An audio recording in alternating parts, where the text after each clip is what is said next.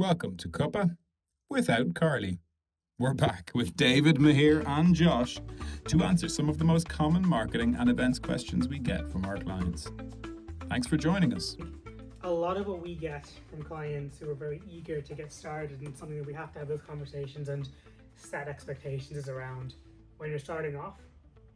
You can think big, but you do need to start a little bit smaller as well. You can't just hit the ground and start expanding to multiple markets, test every platform. You can't do everything all at once. Okay. It's about picking and choosing the fights that you can actually win at the beginning and then slowly rolling that out. So I guess what they shouldn't be doing is just throwing everything at the wall and hoping for the best, because then you're spreading all of your marketing efforts out quite thin, and then you're not going to be able to really get much meaningful learnings from that. So dialing it back a little bit is probably the best way to get started, and then once you see those efficiency points, that's when we recommend starting to be more aggressive in those areas. Like, is there power in smaller startups or new brands in owning the fact that they're small and new brands, or like, because I think you do see a split, right? You see people that are like, I want to look super professional, super polished, I want to make this look like it's a huge operation from the first time I post on socials. And then you have the other people who are recording 10-second TikToks in their car, documenting their journey. Is there a right way of doing this? And what have you seen from your dealing with clients on it? I think a bit more of a balanced approach there. What you mentioned on the second section in terms of being a bit more vulnerable, that's starting to get a lot of traction now. So being able to admit that you've made a mistake or things didn't work right the first time, turning that into a bit of a case study has a lot of power in it now. Yeah. Whereas if you're just posting things and you're always coming through perfect and there's no issues or no gaps or no cracks at all, it's going to come across as inauthentic. And I think I said this as well the other day, is that when I'm looking at reviews, if there's 5 stars on a specific thing versus maybe 4.8, for me the 4.8 seems more authentic to me, because there's a little bit more leeway there, whereas a 5 could just be fabricated completely, right? Everyone just giving it full marks. For some reason, even though 4.8 is lower than a 5, I'm somehow leaning more towards, okay, this seems more legitimate. Nice. So it's around that aspect. So how can you make your marketing seem like a 4.5 or a 4.8 through the narrative, where you can admit to those mistakes, where you can admit to things that didn't work, and then have that personal kind of outcome lead through it. It's a bit more relatable. Yes. Okay. All right. Cool. Okay. Let's see. We want to build out an events program, but we have budget concerns. Any resident event experts around the table? Josh, David. I want to build out an events program but have budget concerns. I mean, I think the first point of view whenever you're looking at like starting a new events campaign or events program is looking at what the core values are and what the return on the events is, what you want to gain. Okay. So there's no point in just putting something on for the sake of putting something on. You want to see the value come back on that, whether that's like ROI on the event itself. Are you looking to get new clients on board? Are you looking to connect people networking? Are you looking to get vendors to sell the product, and do you want a 2-to-1 ratio at those sites? I think that's kind of the key feature here. Budget concern, I mean, events are expensive. Look, they can be as cheap as you want them to be, and they can be as expensive as you want them to be, but what you get on either side of that scale are going to be two completely different products. And I think what is really important here is the core values of what people experience on site and what they need and what they absolutely don't need. So there's one of my sayings is, I get you Britney Spears if you want, but you got to show me the money. But is there any point in getting Britney Spears for an event that doesn't warrant something of that grandeur? And it doesn't have to be Britney Spears, you just have to insert X here. I think when you get people on site, you want good flowing registration system. You want the day, the program is almost as important as what you put into like monetarily wise, your AV, your food and beverage, all of that sort of stuff. But the program, in terms of like getting in and say keeping people's attention, are the speakers going to be good? Leveraging internal contacts as well. So like speakers wise, you don't always have to go out to speaker agencies and get in the best people on the topic. I mean, like, there's a lot of companies out there, and there's a lot of people like personally that I would have connections with, or you could have connections with, or the client could have connections with. They could leverage and say, look, will you come and speak on? I think you're an expert on this topic, or even moderate the panel here. And a lot of the times they're more than happy to do that. I think definitely looking at those kind of cost-cutting elements, and I wouldn't say cost-cutting in the sense that it's would have a negative impact on the event. But I think if you are worried Being about smart with your spending. being smart with spending, Yeah. definitely. I mean, from a logisticals point of view, I mean, you could look at venues that have a lot of kit that's based internally, so no completely dry hard venues. Again, it's kind of a very boring answer, but from my brain's perspective, I'll go, well, most hotels will have stage flats, they'll have the truss systems that are in there that already have the lighting on, they'll have an internal AV tech that does all that stuff, they'll do all of their internal catering, they might do and give it everything on a DDR. A lot of people will go and book out a venue where they'll have to bring in everything externally, an external caterer, and external AV is super expensive to do, and then all of a sudden your costs skyrocket. So location as well, that's definitely another piece. But it's an endless conversation as to what we can do. I think 90% of what we do as events managers is accountancy. We just are constantly in spreadsheets and looking at where we can save money. So if someone asks me really what I do, I say I'm a glorified accountant, because that's technically what I'm looking at constantly. Is, a good part of it. So, one thing we spoke to a client about the other day was that these don't have to be in-person events, and that's the other thing we need to remember as well. Yeah. And, you know, we've seen massive success come from people starting their event program by doing digital first events, doing a webinar, you know, getting people online, because your cost base is much lower, but you're still getting the message out there. I think it's a great way of building trust among your audience, getting your name out there a little bit more, and then the upsell when you do have an event that you want to sell tickets to is that it's all of that, plus it's more engaging, and plus there's a huge networking aspect to these big in-person events as well. You certainly killed all your overheads almost with virtual events. There's basically no cost to running these things except for the cost of the platform. As you say, building out your network then is amazing to be able to then sell them physical tickets to an event. You did see over COVID, like, obviously we couldn't do physical events, and pretty much everything turns to virtual, and you would have like maybe 4 or 5 virtual events a week in some other jobs that I was working at the time, and the turnover for it was huge. Then coming post-COVID, everyone wanted to see the return of physical events. We did all go back to physical events, but now what we're seeing with the ones that we've been running the last couple of weeks is there is a huge return, and there's a huge presence online. You know, you're talking 700 to 1,000 people that are joining these now globally, of course, but I mean that's still quite an audience to have when, you know, post-COVID you're struggling to get 100 people to join an hours-long webinar. So there definitely is demand there, and there's definitely kind of a kick-off to that too, which is just great. Good stuff. Okay, perfect. Surprise, they're just Post-its.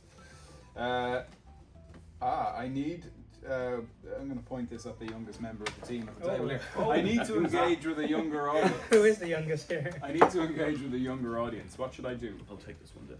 Do I take it on? I think you mentioned it just there really about, I think it was TikTok and Reels. I think we're all on them right now a lot.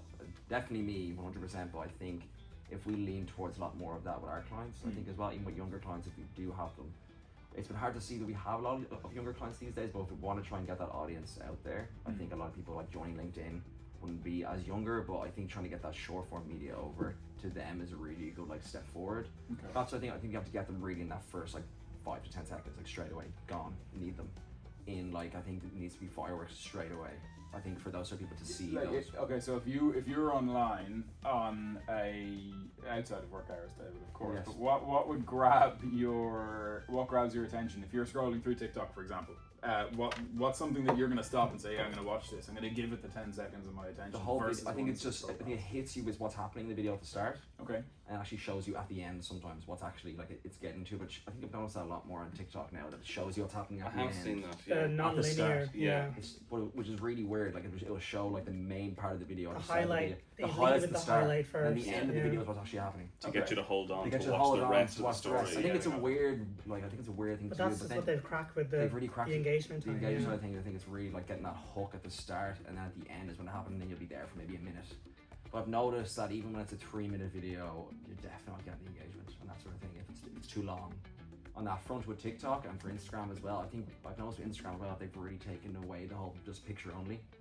You'll notice now when you scroll through, it's videos instead Okay. of actually the picture only.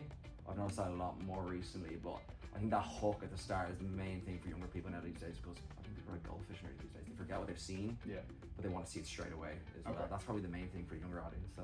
So video over static image. I think that's the big thing. And short reels, I think that's something that we could lean towards. And the other thing you talked about there, a good hook at the start. Good hook at the start, main thing. I think even if it goes towards the end, but even showing at the start is the main hook. I think really at the moment.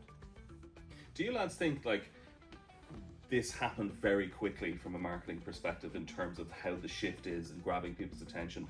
And I'm not just kind of pointing the figure at TikTok or like say post-COVID when everyone was kind of sitting in, being online all the time, but like, do you think from 2020 until now, 6 years, it's a long time, but it's not that much like of a length of time. I would find that marketing campaigns and the way things were marketed to me as a consumer from the 2000s all the way up to that point largely remain the same. I feel like there's such a massive shift within the last 6 years, and it's continuously and constantly evolving. It's not just it's just the digital age now.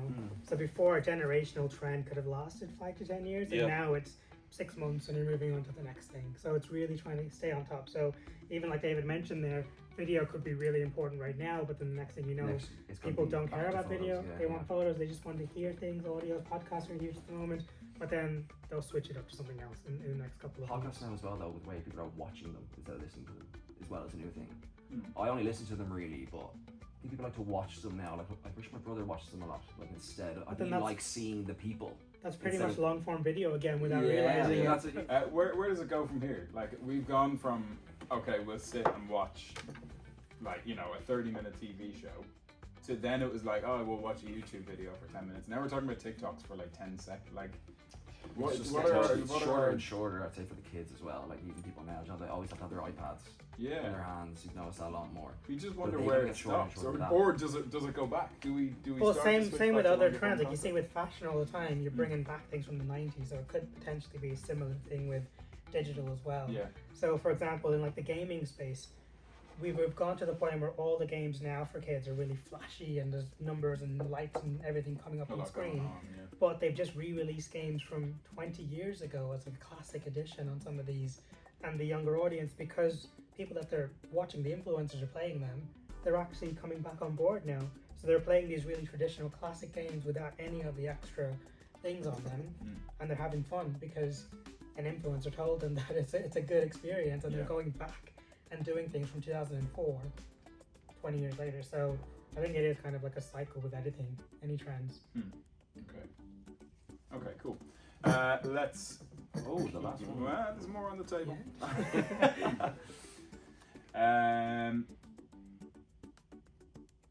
Okay, another events question. We put all this effort into running events. How do we know if they're actually working for us? Oh, well, I mean, there's so many different metrics that you can track post-event. And again, it's all really kind of mundane, logistical stuff, but like it depends on you have to go back to what the core goal of the event is. Are you looking to grow an audience? Are you looking to sell product to X amount of people? Are you looking to give exhibitors a platform? Are you looking to make a return on that? Like tracking, this was where we kind of come in together as well, especially for a lot of the work that we do on some of our events. What do you mean, sorry, digital and marketing and events come together? Marketing events come together in this space, because it depends on a lot of events that are tracked monetarily on, ticket sales. You guys are the ones that are putting that message out to try and get, and you're going, right, well, this is the X amount to spend on Meta or LinkedIn and what we've done for paid ad campaigns, and this is the amount of returns we've gotten on tickets versus the cost of the events that I'm then looking after. And then we're going on to sponsorship within the events. If the event is sponsored, how many people are sponsoring the event and what level of sponsorship are they, and what's the return on their sponsorship investment with us, and what are they getting back out of it themselves. And then, anything that happens on site as well in terms of sponsored giveaways, if they're doing kind of any sort of program that get back to the delegates. I don't know, it is such a broad question, but tracking everything is super important. It all goes back to the glorified accountancy here. It's making sure what you're spending on works for you, and if it doesn't work, it's changing up that tactic. And it's something that we look at closely together as a marketing and events team that kind of collide. As event managers, we're probably guilty of just looking at the the event itself. When Yeah. actually there's a run up to the event, there's the event day, and then there's all the things that happen post event from having all of your ideal prospects in one place together. Yeah. And you know the common mistake I think that people make here is we track revenue from ticket sales, revenue from sponsorship, what were our event costs, and bang, we have a number, whether it's a good number or a bad number post event, and that's our beacon of success. Yeah. And actually, if you were to look a little bit more broadly, how many prospects did we engage with on the day? How many sales leads did we follow up on post event? Did we close any deals after the event? You know, how many times did our name appear on socials? Do we have any new followers? All of these kinds of things go so much further than the four walls of the event. But potentially the risk is, if we're the ones sitting there running the event, that's the bit that we focus on most. Yeah. Looking at it holistically, there's a lot more. It's very difficult to quantify post-event. I was actually having a chat with my brother, who's also in events and field marketing, and like they run a lot of events where they're looking to convert potential prospects post-event.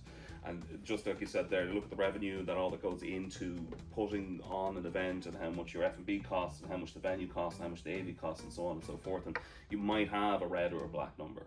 But just like you said there, post-event conversations, like new prospects that have come into businesses that have never spoken to you before, they could convert for, 6 months down the line as well. Yeah, and there could be 2 more events post that, and that new prospect would have come to those 2 events. So that one event that may have gone into a negative has now yielded, could be a 6-figure return. And that's where a strong CRM comes into play. So if you have that set up, that specific prospect will now have attribution for any activity that they had. So they've gone to 3 events, if they've seen 3 emails, if they've had a phone call with someone, each of those need to have an assigned attribution portion. So that you actually know where. And that way you can go back and say, first touch to last touch. Yeah. What were all the steps along the way? And you can use that for your own forecasting model as well to know these other prospects that are very similar have done the similar journey. So based on that, in the next 12 weeks, we can expect them to convert to this amount. And that way the ROI can come 6 to 12 months later. Yeah. But it's not going to be the day of, which is what a lot of people get hung up on, just seeing, what was the revenue literally the next morning, which is not going to come through straight away. Yeah. I also, I think that if we don't talk about this stuff during the planning stages, the early planning stages, then it's, there's no point in trying to figure out 2 weeks after the event, geez, do we get any value out of those customers? Like all these metrics have to be set up, tracked, and at the forefront of people's minds before the event even takes place, I would think, to turn it into a success. Do you agree? Absolutely. Yeah. I think certainly you've got your short-term return on investment gains, and you've got your long-term. So short-term, just as a really simple example, is obviously event sponsorship. So if you have 30 sponsors at an event and you've got 4 different levels, you've got one key sponsor, they're essentially paying for the event to be run itself, and that's what you can get on the return on that. And you could say, look, I just put in low figures here, but let's say we spent 10 grand and we got 20 grand on sponsorship, then therefore we made 10 grand. Then the long term is that prospect conversion post event. If that is what the goal of the event is, some events are not looking to convert prospects or to gain new clients. Some events are just for brand awareness, as you know yourself. Some events are specifically angled towards sponsorship, and that's kind of a huge piece, or exhibition. And some events are just put on because people just love putting on events. Like yourself, yeah. They just put it on. Just throw that on there now. You as a client.